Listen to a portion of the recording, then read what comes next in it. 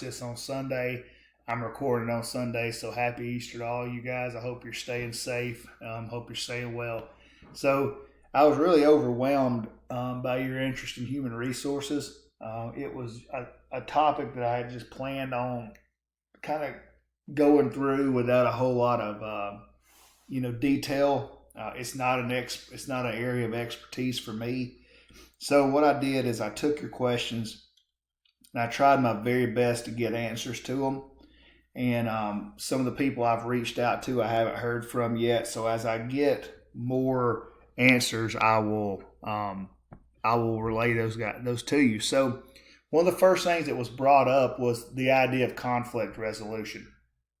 So you have an issue with somebody in your organization, or you have two employees that have an issue. How do you resolve that? So I reached out to the HR folks at Reinhardt. I also reached out to some other HR folks and other organizations that I know. And what I got from them is that every organization is going to have something like a problem resolution procedure, something similar to this. And it basically goes like this. You have an issue with somebody you're having a conflict with, or you have two employees that are having a conflict. The first step is the immediate supervisor is the first person that this goes to. Now, if the conflict is with the immediate supervisor, then it goes to another supervisor up the chain, or it can go to straight HR right then. But ideally, it goes to the first level supervisor. And their job is to listen to it and to render a decision regarding the problem. And there's only two options that are going to come out of this. Either people are going to be satisfied with it, or the person's going to be satisfied with it and it's over. Or if not, they can appeal it up to HR. Now understand, HR is a neutral entity. You should not be afraid to go to HR. That's their job. They deal with hiring, firing, benefits, conflict resolution, sometimes Title IX. So you should not be afraid to go to HR. And HR is going to try their best to try to resolve the issue too. If you're not satisfied with HR, you can continue to appeal your issue up the chain of command until you get it satisfied. Understand, guys, that what we as administrators perceive as maybe not a big issue might be a really big issue to somebody else. There might be something very much under the surface that we don't see that's really affecting somebody negatively, that we want to deal with that situation as quick as possible. Second huge topic that came up was small college contracts. This was probably asked 3 or 4 times. It's not very common in athletics, guys. It's not really common in academics either. I get a 1-year contract. I'm a tenured professor. I've been here 8 years. I get a 1-year contract at a time. I know that there are some small colleges that do contracts and do it successfully. Talking to Bill Pop, I think this is a topic that he may explore for his master's project. It's worth looking at in addition to things like contract incentives. What we have to understand, I think I'm as guilty as this of anybody, is understand that small colleges operate on a razor thin budget. And they're not public institutions. They don't have public money. They don't have big sponsorship type money. But from a contract perspective, there are some positives and some negatives. Positives is it ties that employee to the organization. It does give them a feeling of belonging that, hey, we want this person. That's why we're giving them a contract. It will help retain employees because they will feel that the organization needs. I mean, it provides the employees with some comfort when, if they're a coach, maybe they have a bad season, things don't go their way, they know that they've got a couple of years left in that contract. There's some negatives to contracts in small colleges. One is it ties you to the school. So as much as you might want that contract for 3 years, if you sign that contract and you have to break that contract, there are going to be consequences to that. And I think the number one reason that you don't see these contracts is that it's not Division I. When those guys and gals renegotiate their contracts, they renegotiate it for more money. And small institutions don't always have that money to do. And if they do, it's very, very little money unless things are just going really well. So maybe this might be something that we look at in the future, and maybe by the end of the summer, we have some better clarity on this. Another thing that was asked was the hiring process. I'll give it to you from my perspective because I've dealt with this a lot. It's very similar to this in any organization. You're going to do a job analysis, meaning what are we looking for? What do we want this job to do? You're going to write a job description, and then you're going to form a committee of people who are going to help you select that person. You're going to post the job. You're going to wait for a certain amount of times. I've seen it as short as 2 weeks. I've seen it as long as a semester.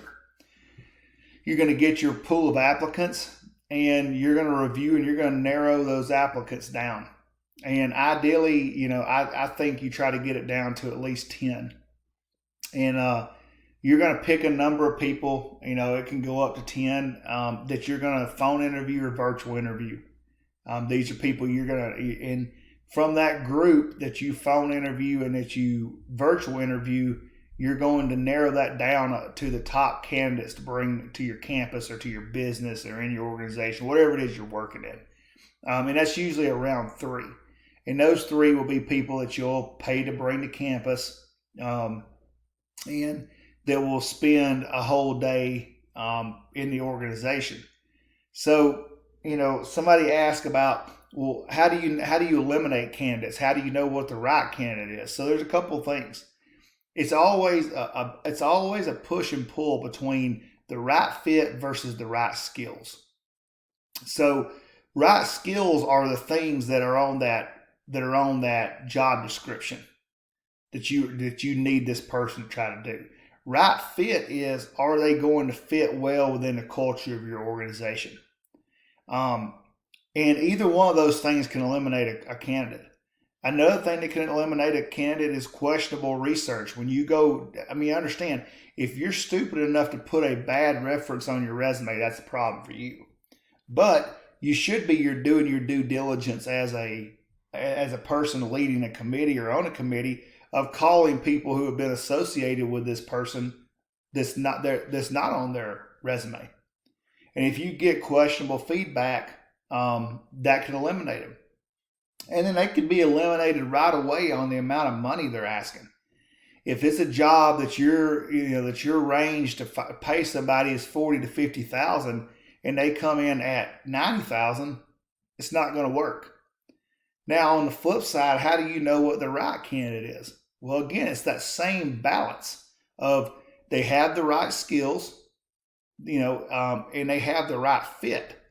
Meaning they look like they seem like they're going to fit well within our organization. And then they have good background, and the money is within range of what we have to hire them. And then once we pick that right candidate, we're going to offer them the job and then start the negotiation process of everything that goes in place in order to get them to say yes.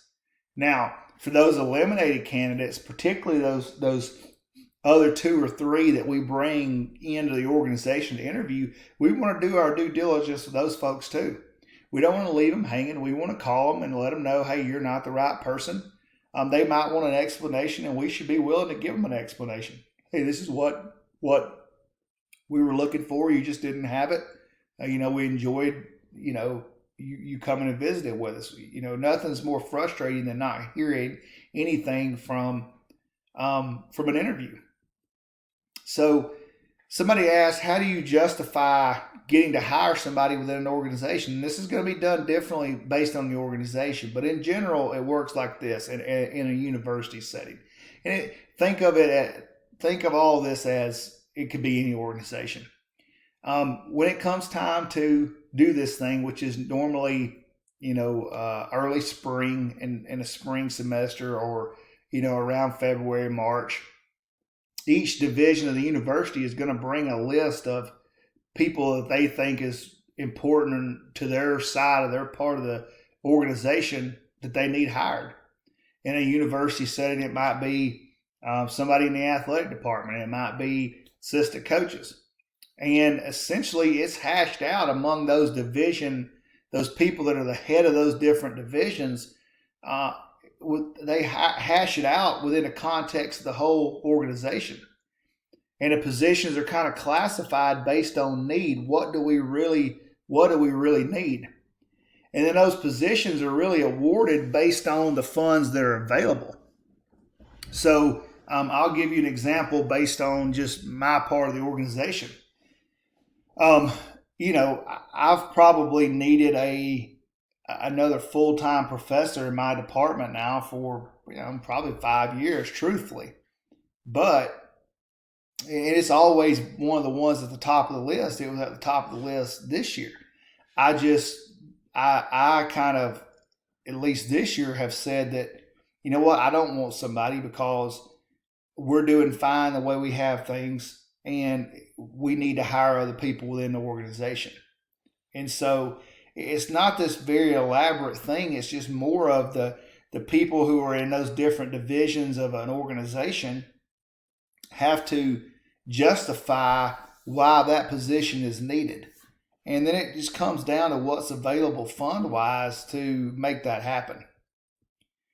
This was a great question. I think Jenna asked this, was how do you attract and keep the best talent within an organization when maybe your organization is not on par with how good this person is?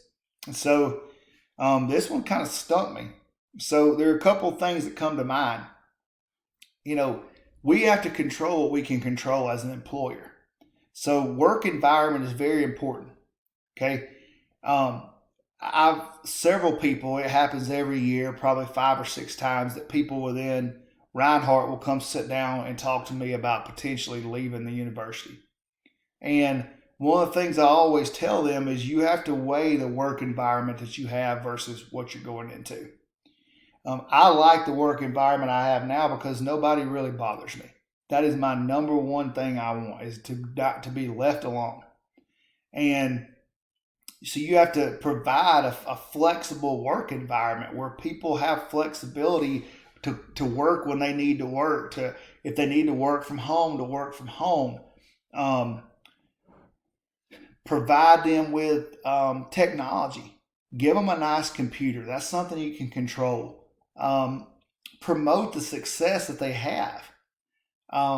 They have to. It costs you nothing to tell somebody that I really appreciate what you're doing. You're doing a great job, and to tell them that frequently. Like, they can't hear that enough. That costs nothing but time, but it makes a huge difference to people staying. Obviously, if you can give them a contract, people like stability. They like being able to know where they're going to be for a couple of years. So that's important. And obviously money, guys. And look, in a lot of organizations, it's in short supply. Okay, ideally, you would love to pay people what they're worth and what they think they're worth, but that's not always possible. But understand that you can be paid really well and still be miserable. You have to control these other things in addition to do the best you can with money. So, for employers, they've got to identify, what they're looking for in a person. And then I'm a real big proponent of developing your own talent. So maybe I'll use an example of like college football. I'm a mid-major school, and I want to hire, I want to win, and it's not feasible for me to go hire major Power 5 Division I coaches. But what I can do is I can put a system in place to develop good coaches. And employers can do the same thing. You might not be able to hire the exact person you want because you can't afford them. But you know what? You can hire somebody who has some of the skills you need, has the fit you need, and then develop those people into the people that you want. And they'll have allegiance and loyalty to your organization. And always understand, it comes down to that fit versus skills. It's a balance. You have to figure that out. So people ask about liability insurance. Now, guys, this is going to be different in every organization, but I'm just going based off what I was told. So, liability insurance is going to cover damage to when Reinhart rents a premises, when you have third party personal injury or property damage caused by negligence. The university also has an intercollegiate sports policy which provides coverage for people that are hurt during games and practices.